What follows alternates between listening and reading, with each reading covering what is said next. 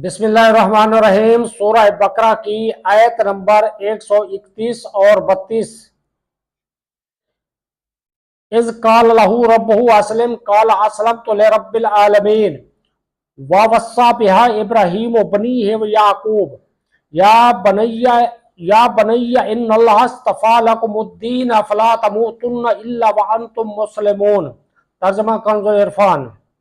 یاد کرو جب اس کے رب نے اسے فرمایا فرما برداری کر، تو اس نے عرض کی میں نے فرما برداری کی اس کی جو تمام جہانوں کا پالنے والا ہے، اور ابراہیم اور یعقوب نے اپنے بیٹوں کو اسی دین کی وصیت کی کہ اے میرے بیٹو، بے شک اللہ نے یہ دین تمہارے لیے چن لیا ہے، تو تم ہرگز نہ مرنا مگر اس حال میں کہ تم مسلمان ہو۔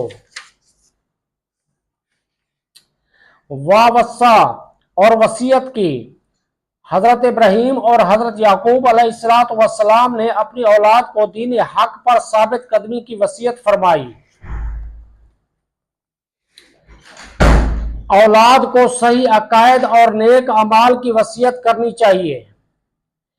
اس سے معلوم ہوا کہ والدین کو صرف مال کے متعلق ہی وصیت نہیں کرنی چاہیے، بلکہ اولاد کو عقائد صحیحہ، اعمال صالحہ، دین کی عظمت، دین پر استقامت، نیکیوں پر مداومت اور گناہوں سے دور رہنے کی وصیت بھی کرنی چاہیے۔ اولاد کو دین سکھانا اور ان کی صحیح تربیت کرتے رہنا والدین کی ذمہ داری ہے۔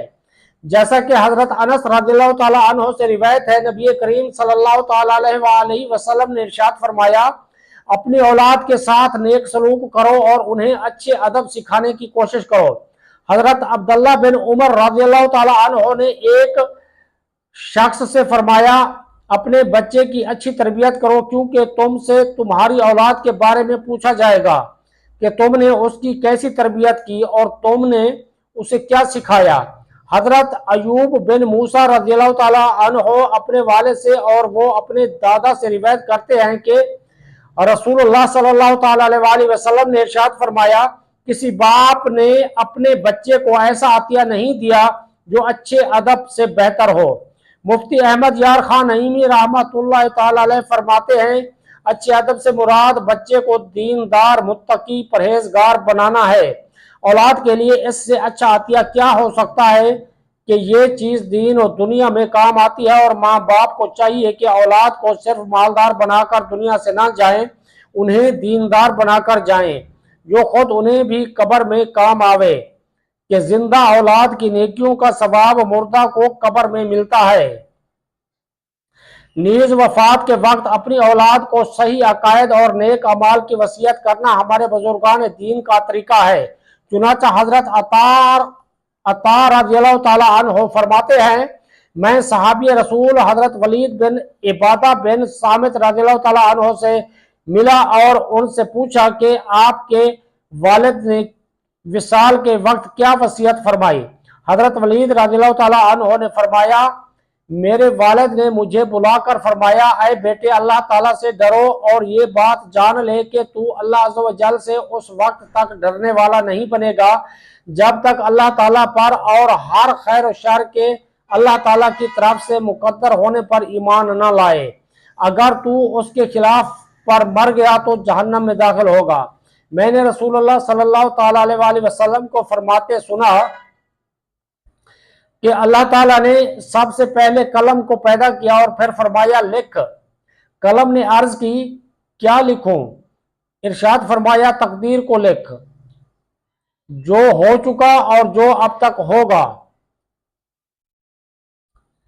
جب حضرت عبداللہ بن مسعود رضی اللہ تعالیٰ عنہ کی وفات کا وقت قریب آیا تو ان کے بیٹے حضرت عبد الرحمن رضی اللہ تعالیٰ عنہ نے عرض کی مجھے کچھ وصیت کیجیے۔ حضرت عبداللہ بن مسعود رضی اللہ تعالیٰ عنہ نے فرمایا میں تمہیں وصیت کرتا ہوں کہ تم اللہ تعالیٰ سے ڈرتے رہو، زیادہ وقت اپنے گھر میں رہو، اپنی زبان کی حفاظت کرو اور اپنی خطاؤں پر رویا کرو۔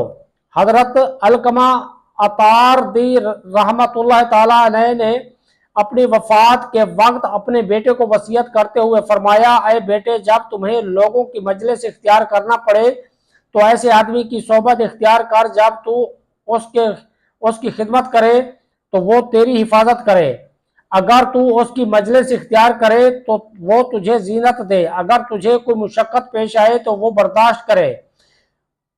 اس آدمی کی صحبت اختیار کر جب تو بھلائی کے ساتھ اپنا ہاتھ پھیلائے تو وہ بھی اسے پھیلائے، اگر وہ تم میں کوئی اچھائی دیکھے تو اسے شمار کرے اور اگر برائی دیکھے تو اسے روکے۔ اس آدمی سے دوستی اختیار کر کے جب تو اس سے مانگے تو وہ تجھے دے، اگر خاموش رہے تو خود بخود دے، اگر تجھے کوئی پریشانی لاحق ہو تو وہ غم خواری کرے۔ اس آدمی کی صحبت اختیار کرو کہ جب تم بات کہو تو وہ تمہاری بات کی تصدیق کرے، اگر تم کسی کام کا ارادہ کرو تو وہ اچھا مشورہ دے، اور اگر تم دونوں میں اختلاف ہو جائے تو وہ تمہاری بات کو ترجیح دے۔